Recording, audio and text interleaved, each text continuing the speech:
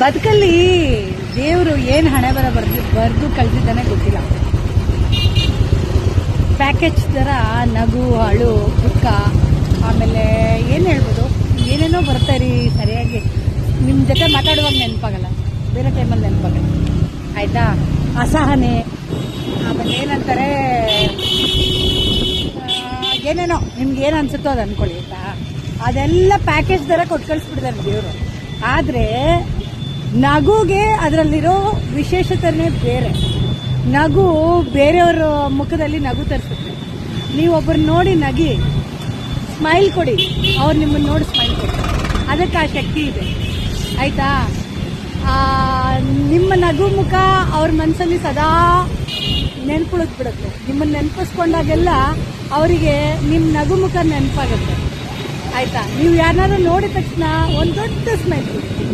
ಅದ್ರಲ್ಲಿ ನೀವು ಕಳ್ಕೊಳ್ಳೋದೇನಿಲ್ಲ, ದೇವ್ರು ಕೊಟ್ಟಿರೋ ಗಿಫ್ಟ್ ಅಲ್ವೇ ನಗುನ.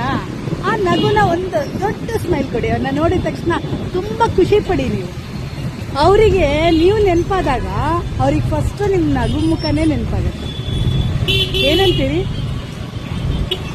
ನಂತರನೇ ಯೋಚನೆ ಮಾಡೋರು ನನಗೆ ಕಮೆಂಟ್ ಮಾಡ್ತೀರಾ?